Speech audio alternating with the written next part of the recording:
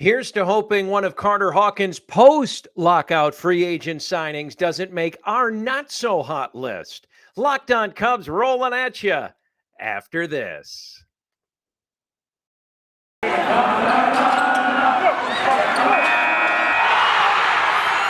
are Locked On Cubs, your daily Chicago Cubs podcast, part of the Locked On Podcast Network, your team every day.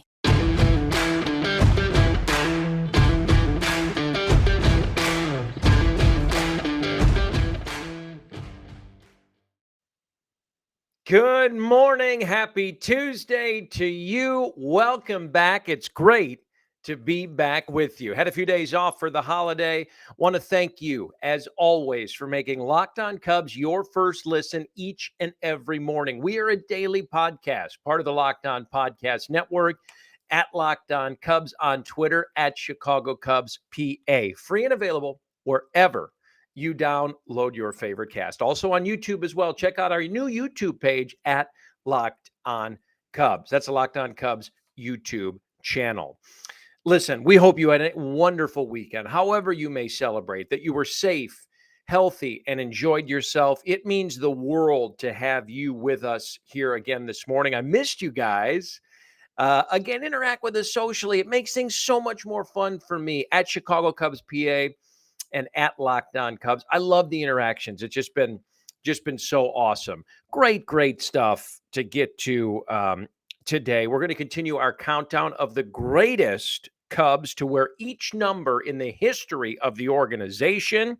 Who was the best number 31 to ever play for the Cubs? That may be a trick question. Also, want to talk about the great Billy Williams and offer condolences later on regarding the passing of his beloved wife, Shirley, as well. And we'll touch on that. But first, we want to hop right in here today on a Tuesday morning. Happy Tuesday again to you. We've talked at length about what the Cubs have done in the free agent market already, pre-lockout, and also what I think, or we here at Locked On Cubs think, they should do post-lockout, because our opinion here matters. Just ask us. Look what they've already done. Yan Gomes brought in to back up Wilson Contreras. Marcus Stroman was the big splash at the deadline hour before the lockout was imposed. Clint Frazier, a very low risk, super high reward potential platoon outfielder, which I love. We're going to dedicate a show to him coming up here shortly. Michael Hermosillo, that one kind of flew under the radar. And maybe there's some potential targets after the lockout. We have just gone after this at length, but Carlos Correa, anyone? Shortstop, Marcus Stroman has recruited him already, we're told. Man, would he look good up the middle?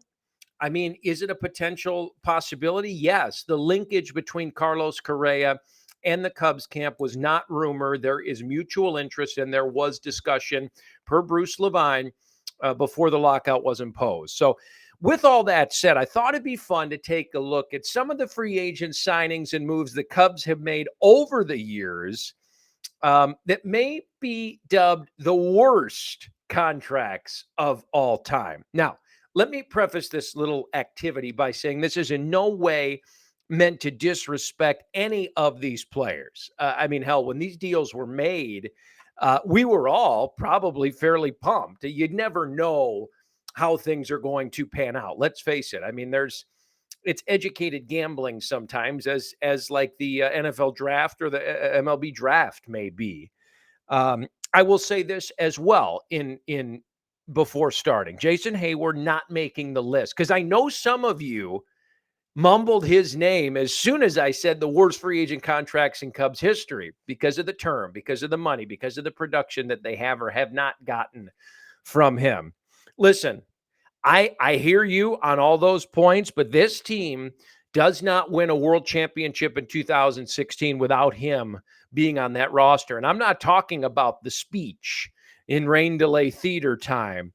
Although, wouldn't you love to know what really happened in that room? I mean, that's like a 2-hour documentary you could make on that. But at any rate, in no particular order, here we go. These are the worst, in my opinion, free agent contracts in Cubs history. In no particular order, we'll start first with Theo's biggest blunder, probably, and one of the earliest moves he made during his Cubs tenure. Can you think you know where I'm going with this?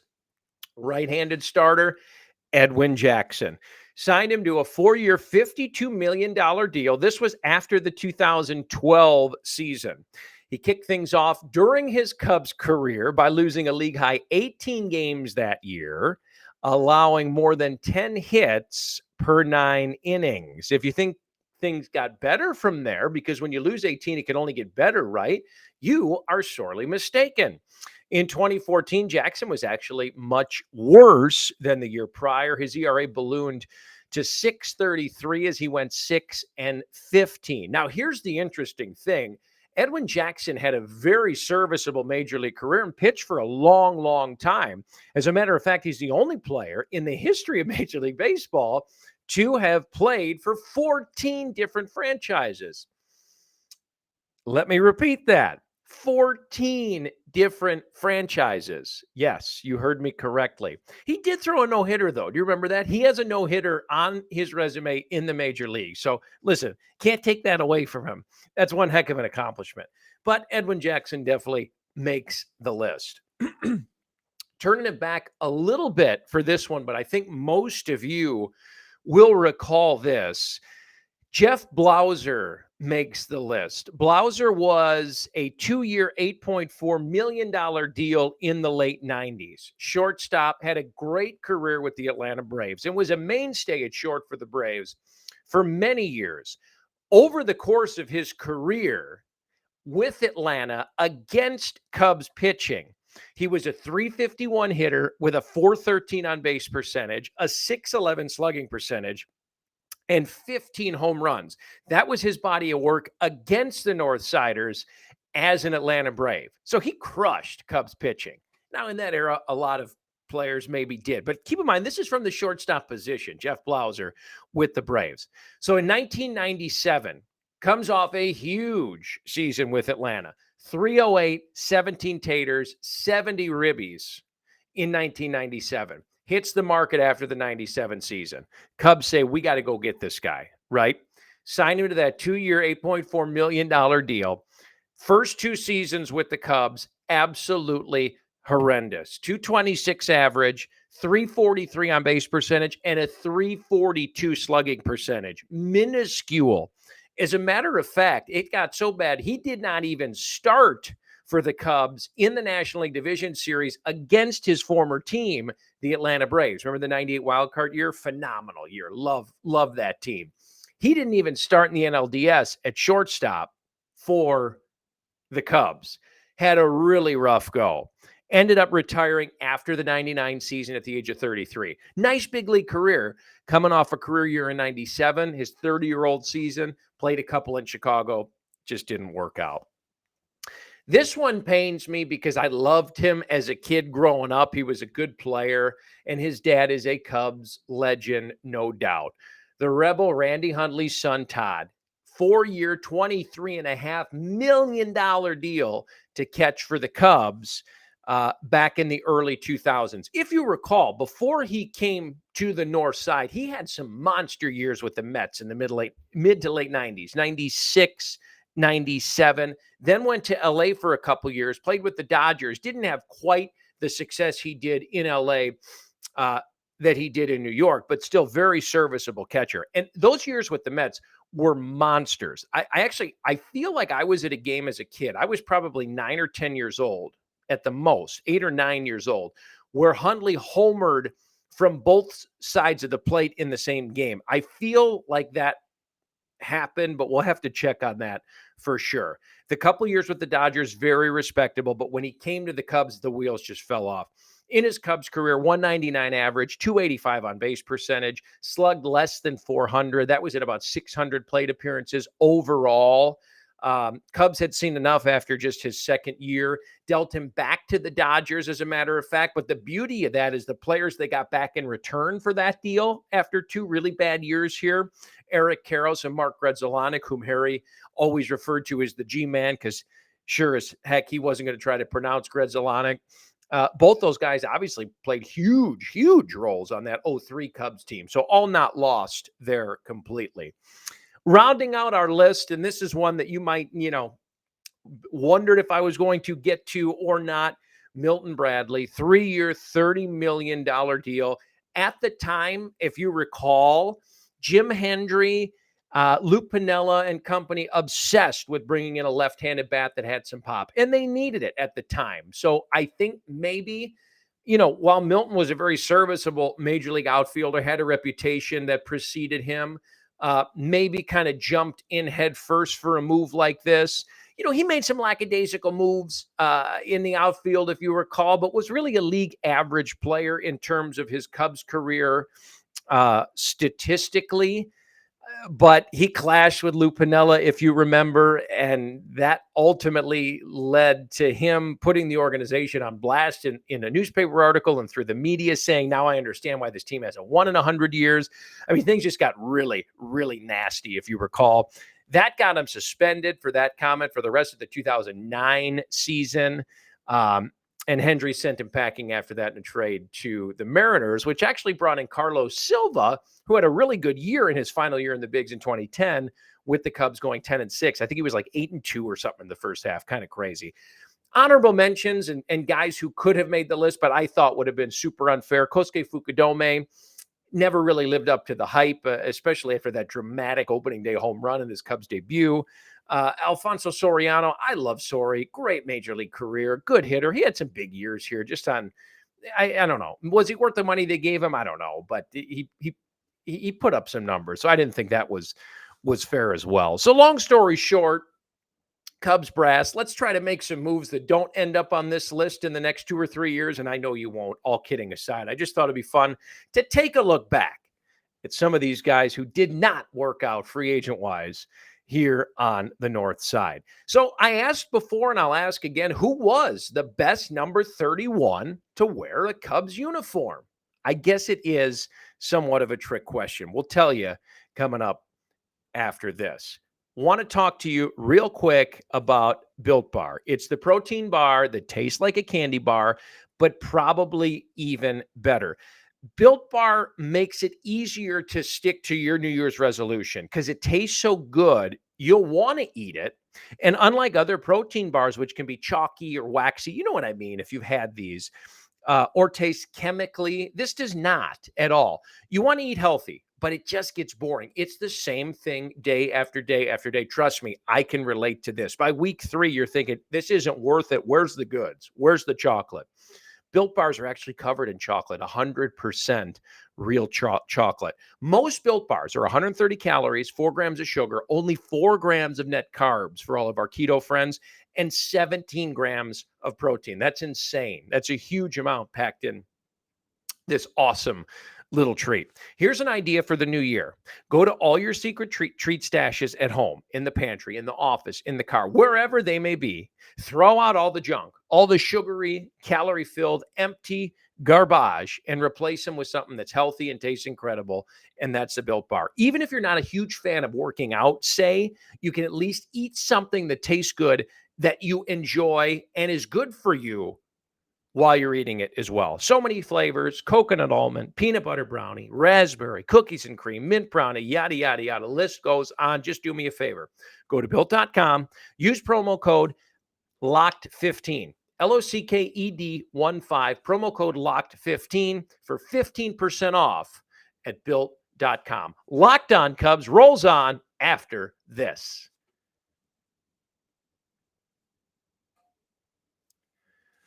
Welcome back, everybody. Locked On Cubs, part of the Locked On Podcast Network. I'm your host, Andrew Bellison. Thank you for being with us. Happy Tuesday to you. Hope your weekend was phenomenal. Please interact with us socially at Chicago Cubs PA on Twitter, at Locked On Cubs on Twitter. Check out our YouTube channel if you'd like. I know you don't want to sit there and look at me, but you can if you want. I'm on there. Locked On Cubs YouTube channel as well. Engage with us socially. It makes things so much more fun. And I just love talking baseball with you guys, whatever we might be talking about. Want to thank you for making Locked On Cubs your first listen each and every morning, free and available wherever you download your favorite podcast. It means the world to me to be able to talk to you every morning, and thank you for being here for me, because it's just, I love it. And I hope you're enjoying it as well. We've been doing this little countdown or count up, depending on how you look at it. We started with 0. At the best Cubs player to wear each uniform number in the long and storied history of this organization. Today, we pick up where we left off, number 27. This is such a fun trip down memory lane with some of these player names. How about number 27, Phil Regan? Key part of the bullpen for the 69 Cubs. Had 5 saves that season in 60 games. As a matter of fact, you'll remember this probably, some of you younger listeners like myself. He was the pitching coach in the mid-late 90s as well, Phil Regan. 28 is an easy one. The Professor, Kyle Hendricks, won an ERA title for the 2016 World Champions. 7 years and counting as a trusted starter. You'll see him at the top end of this Cubs rotation again in 2022. 29, I mean, come on. Jeff Samardzija. From Notre Dame to Wrigley, he was an all-star in 2014, the last of his 7 years on the north side. You believe he was a Cub for 7 years? That's crazy. Going back a little bit as we hit number 30, the best player to ever wear number 30 for the Chicago Cubs, Kenny Holtzman. He was the team's first ever Major League Baseball draft pick. That's right. And the lefty authored a couple no-hitters for the Cubs in 69, then again in 1971. Check those out, actually, on YouTube if you'd like to hear a great Jack Brickhouse call of the Kenny Holtzman no-hitters. Here's my trick question for the day. I don't mean to bend your mind too much after a long weekend. Who's the best number 31? We had to cheat here. Come on. Retired numbers for 2 guys. How about Fergie and Greg? Of course, both legends, Cy Young Award winners in Chicago. Hall of Fame heights for both of them. Fergie Jenkins and Greg Maddux. On to number 32, the very underrated and awesome guy, Jon Lieber. Spent parts of 5 years with the Cubs. He was a 20-game winner, an all-star, and a Cy Young contender in 2001. Find me someone who had a nastier slider than Jon Lieber. Fun story, actually. Had the chance to sit down with Jon to do a one-on-one interview. I'd love to have him on Locked On Cubs here as well in the near future. But he was at a fantasy camp that the Cubs did at Wrigley several years back. Now, Jon was a right-handed pitcher, but hit left-handed. He was taking BP at Wrigley, dropping bombs out of the ballpark. I mean, deep 400-footers, which was actually really fun to watch. Jon Lieber, best number 32 in Cubs history. Number 33, how about Joe Carter? Worn by Carter during his rookie year in 1983. Then in 84, he was traded for Rick Sutcliffe. We all know how that ended. Pretty darn good. Joe Carter then back later as a broadcaster for the Cubs in the early 2000s as well, working alongside Chip Caray, if you remember that. Number 34, this is an easy one. Kerry Wood. Lester helped lead the Cubs to glory, no doubt, but Kid K made 34 famous on the north side. Couldn't go wrong either way, but Kerry, best number 34 in Cubs history. This is a cool one, number 35. How about Cole Hamels? 220 lifetime earned run average at Wrigley Field is the third lowest in history with a minimum of 150 innings pitched. He had so much success at Wrigley, actually threw a no-hitter against the Cubs, if you recall, during his time with the Phillies. I saved my scorecard from that game. Only no-hitter I've ever seen in person. Unfortunately, it was against the Cubs. Don Elston, the best number 36 to ever wear a Cubs uniform. Only Marmol and Lee Smith have more relief outings in Cubs history than Don Elston. I bet you didn't know that. Keeping it back yesteryear a little bit. How about Dick Ellsworth, the best number 37 to ever play for the Chicago Cubs? He was a rotation fixture in the 1960s. Actually won 22 games with a 211 earned run average way back in 1963. Can't make a list like this without Big Carlos Zambrano, number 38. 11 years, 3 All-Stars, 3 Silver Slugger Awards. You know he loved to hit. He also hit through a no-hitter in 2008 up in Milwaukee at Miller Park. You remember that. That game was relocated because of the hurricane. Number 39, Ray Prim. He paced the senior circuit in ERA for the 45 Cubs, 240 to be exact. They reached the World Series that year. And we just mentioned this gentleman, and we'll mention him again in the future because he's one of my favorites. The best number 40 in Cubs history.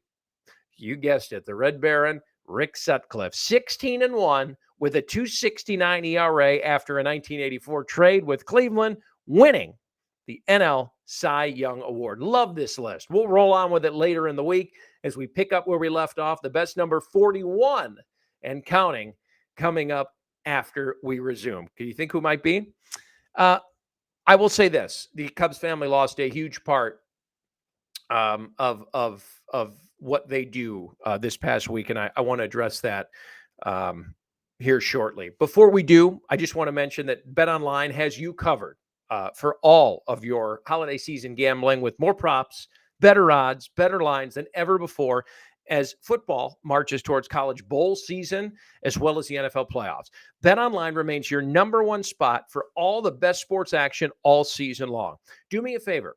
Head to their new website or mobile site today and sign up to receive your bonus. It's a 50% deposit bonus on your first deposit. All you have to do is use promo code LOCKEDON, LOCKEDON. Promo code LOCKEDON. From basketball, football, NHL, boxing, UFC, right to your favorite Vegas casino games. Don't wait to take advantage of this amazing offer. BetOnline is the fastest and easiest way to bet all your favorite sports. So don't wait. Take advantage of all the new amazing offers today. Locked On Cubs, more right after this.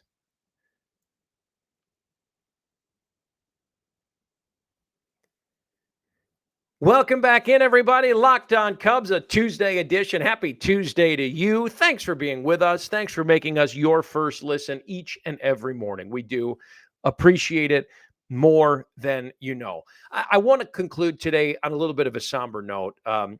The wife of Cubs legend and Hall of Famer Billy Williams, Shirley, passed away shortly before Christmas. Can't really say it enough, and there's nothing that you could put into words that would essentially make this any better, especially right around the holidays like that. But our thoughts and prayers and condolences go out to the entire Williams family during this time. We know that she suffered quite a bit the last several years with a pretty aggressive battle with dementia. And I know that it was very tough on the family, as that is. I have gone through that as well with family members, and it is difficult. So our thoughts are always with the Williams family at this time. Just, a little personal story. I played golf in high school, and our high school course was right near Billy's house, and we used to see him at the club a lot. And I was always afraid to go up to him because, my gosh, it's Billy Williams. And I told him that story once later on after I had met him a few times and gotten to know him from Wrigley a little bit. And he chuckled. And, the irony is he's probably the sweetest man you'll ever meet in your life. So to be afraid to approach him was quite silly. Met Mrs. Williams only one time, way back before my wife and I were married. We were at the convention shortly after I got hired. This is way back at Cubs convention when it was still at the Chicago Hilton. Upstairs, kind of at like a private party with Cubs players and their spouses and former players. And Billy and Shirley were there, and just the most gracious people in the world. That was a moment for me, kind of looking around the room with my now wife. We weren't married at the time, but kind of playing the game of who doesn't belong here. And let me give you a hint. It was us. But really, really fond memories of that. But long story short, to the entire Williams family, you're in our thoughts and our prayers in this very difficult time. We return with our next episode, which I have been looking forward to for a very long time. The co-host of Waddle and Sylvie, Mark Silverman, on ESPN Radio 1000 here in Chicago, joins us.